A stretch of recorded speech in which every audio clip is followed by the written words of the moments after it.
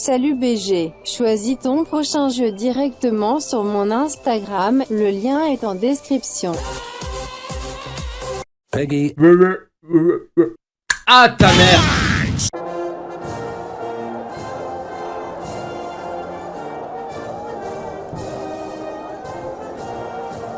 Peuple de France, chers amis, oui, je comprends votre mécontentement. Elle est passée où la vidéo sur Minecraft? Ouais, c'est vrai ça, Moussa, il nous a bien niqué la gueule. Oui, Minecraft, oui, bientôt. Non mais moi je voulais un test sur The Among Us. Ouais, non, ça on a un petit souci, c'est normal, hein, vous inquiétez pas. Bon les gars, y'a qui est chaud pour une game? Bah moi je veux bien faire une partie. Огонь на подавление! Враг сзади по левому флангу! Eh bien non, pas de The Among Us, pas de Minecraft et pas de Star Wars. Mais attention, je vous propose plutôt du... Ouais bon d'accord, c'est une vidéo sponsor, qu'est-ce que tu vas faire? Non, je déconne, pose cette souris. Laisse-moi t'expliquer au moins. En gros, j'ai établi un sort de business plan. Regardez, le 19 novembre 2020 sort la PS5. Mais problème, qui dit PS5 dit ah bah oui, ça me fait mal au cul. 500 balles, équivalent de 50 putes à Taïwan. Cette raison de faire un voyage à Taïwan. Numéro 1. Marine Le Pen, la pute frigide, nous a...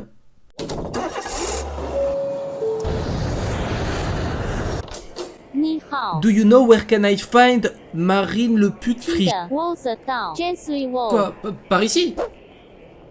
Oui, mais enfin, tout de même, Jésus. Oh ta gueule. Du coup, voilà pourquoi je fais une vidéo fullement sponsorisée. Mais attention, hein, ici je suis libre de dire ce que je veux. Pas de censure, pas de je modifie telle partie parce que ça me plaît pas. C'est legit. Et en plus, vous aurez le droit à de bonnes futures vidéos.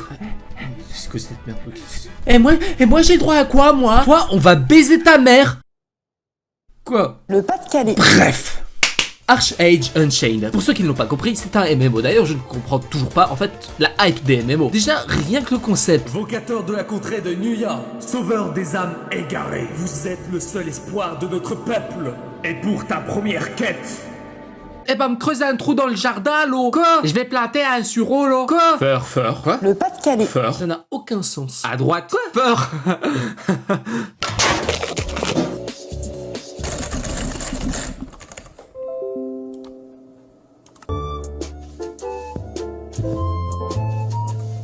Même si je dois l'avouer, Carchage est un tantinet différent. Pourquoi? Déjà parce que j'ai besoin d'argent. Et de deux parce que c'est la version payante du MMO du même nom. En fait, ce qui change de sa version free-to-play, pas d'abonnement, plus de barrières imaginaires concernant ta progression, et tu as des passes qui se mettent à jour tous les 3 mois débloquant une tonne de cosmétiques et bonus. Je suis pas trop sûr pour le brassard, vous êtes sûr qu'il me... Ce qui change aussi, c'est l'histoire du MMO, deux choses normalement à l'antipode de l'autre. Rien que pour te dire, normalement l'histoire commence dans un port de la ville de Kepik. Le fameux port Kepik? Exactement. On ne sait toujours pas pourquoi, mais tu spawns entre 3 ploucs et un ivrogne et tu dois prendre un bateau pour te rendre en...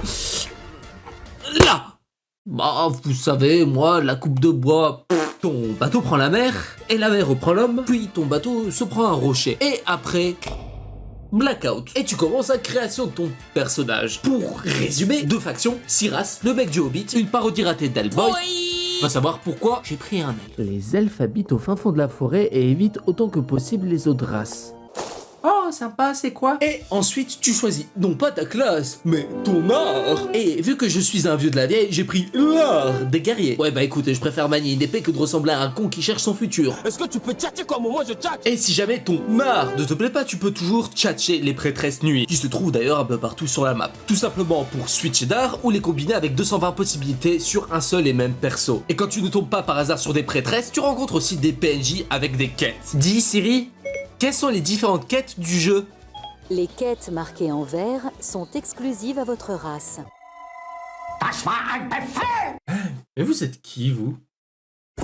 Et après les quêtes vertes, tu as les quêtes journalières en violet, ainsi que les quêtes régionales en jaune. Mes préférées, les vertes. Pourquoi? Finalement, la différence avec les autres MMO, c'est que les quêtes vertes sont, elles, scénarisées. Enfin, scénarisées par moment. Tu as de tout, de belles cinématiques, tu as de l'enquête, mais tu as surtout de la longévité. Tu as bien une trentaine de chapitres dédiés rien qu'aux elfes avec une 11aine d'épisodes par chapitre. Et ça fait vraiment du bien. Ça change en fait finalement des autres quêtes conventionnelles qu'on retrouve bien trop souvent dans d'autres MMO. Bonjour. En sortant de la mine, des mineurs ont tué une bande de criminels. Aidez-moi. J'accepte, je suis chaud. Bonjour, vous êtes la mineure? Ah non, je sais pas ce qui vous fait dire que je suis... Cavale, Cavane, la vie de ma mère Cavane. Afin de réaliser toutes les quêtes, le jeu dispose d'un gameplay assez classique pour un MMO. Une barre avec des touches d'action, des capacités assez probables, toutes dédiées à certaines races. Un exemple avec mon set Swiftblade. Je dispose de dash, de gros coups de pied et plein d'autres skills que j'ai pas encore débloqués. Mais attention, le skill le plus important concerne cette petite icône. Genre quoi? Attends, genre quoi? Oh putain! Oh! Ça marche!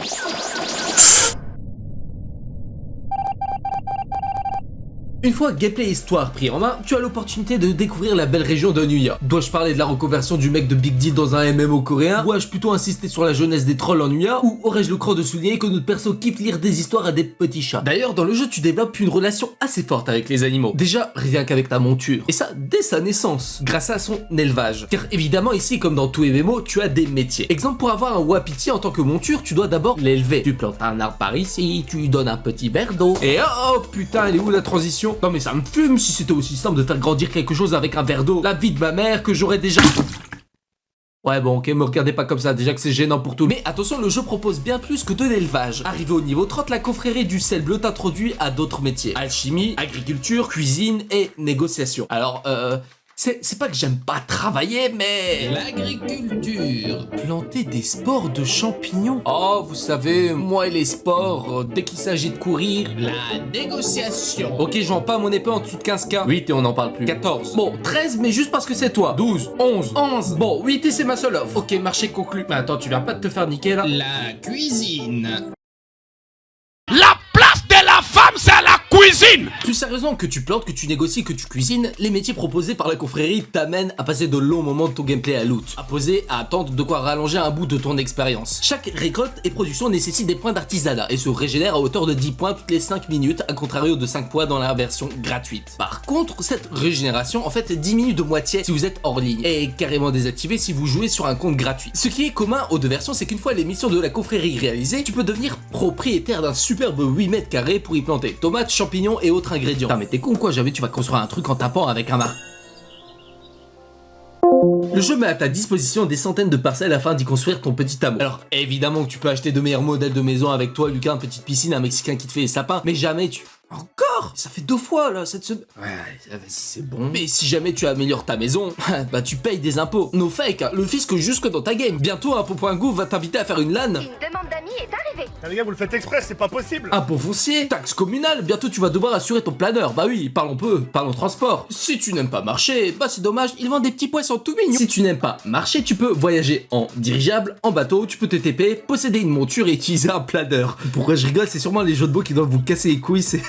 Les planeurs sont cool et auraient été utiles dans un RPG du type Skyrim, même si certains sont aussi bas de gamme que les propulseurs d'Iron Man dans le dernier jeu de Marvel. Mais, petite question, comment fonctionne cet engin? Mais genre, ça n'a aucun sens. Regarde, ça, c'est de la physique, ça, c'est de la physique, et encore, ça, c'est de la physique. Parlons maintenant d'un univers que vous adorez, la boutique. Comme je le disais, Archage Unchained est la version payante d'Archage. Qui dit nouvelle version dit monétisation équitable. Ici, on n'est pas dans une quelconque forme de pay to win. Le seul win que tu auras concerne les cosmétiques. Tous les 3 mois, en achetant le jeu, Arch propose un système de saison avec un système de pass au choix entre la catégorie combat, celle de vocation ou celle d'équipement. Le premier pass est gratuit et accessible à tous ceux qui ont la deuxième version. L'autre version du pass, donc la premium, achetable en pièces de Gilda, te fournit régulièrement en cosmétiques après avoir réalisé un certain nombre de quêtes. Les quêtes te fournissant d'ailleurs d'autres pièces que tu peux redépenser sur l'île du Mirage. Bonjour, vous attendez la convocation de Karim Benzema en équipe de France? Oui, effectivement, j'habite bien sur l'île du Mirage. Tu peux aussi te procurer des boosts d'XP, des recharges de points d'artisanat, en accomplissant certaines missions afin de t'éviter un futur rythme d'esclave. Bref, c'est varié. Bref, il y en a pour tous. Bref, c'est Archage. Mais au final, que penser d'Archage Unchained? Même si de base, je suis pas vraiment très MMO. Je dirais que même c'est un bon jeu. D'ailleurs, je dirais même que c'est le meilleur. Bonne musique, quête originale, et pour un MMO, c'est vraiment joli. Mais il y avait intérêt, les pauvres, ils ont refait tout un pan de la main pour intégrer une race. Bienvenue en Israël. J'ai dit bienvenue en Israël. Putain, merde, ça bug ou quoi? Le lore est assez développé et certaines créatures font intimement partie du paysage du studio coréen. Est-ce que vous devez le prendre? Ça dépend, ça reste un MMO. Vous pouvez toujours commencer par la version gratuite, puis passer par la version payante si vous voulez éviter d'être cadenassé dans votre aventure. De mon côté, je vous attends pour le prochain test. En fait, j'hésite entre ça et ça. avant de me taper ça fin octobre, de source sûre. Après, je vois pas vraiment ce que je peux dire sur FIFA, à part que c'est la même chose chaque année, que la seule révolution c'est le prix de leur pack sur FUT. Tout ça pour tomber sur des Mitroglou à 50 de vitesse, sérieux. Bref, vous avez toujours le choix, vous êtes là pour ça, vous êtes pas commu. Et surtout, n'hésitez pas à liker la vidéo, à vous abonner, peut-être que ça aide au référencement, et ça soutient toujours la chaîne. Sur ce... Ça, c'est ma fusée, enculé de ta mère. Lâche un like, ho ho, abonne-toi, enterre tes morts, suce ton père.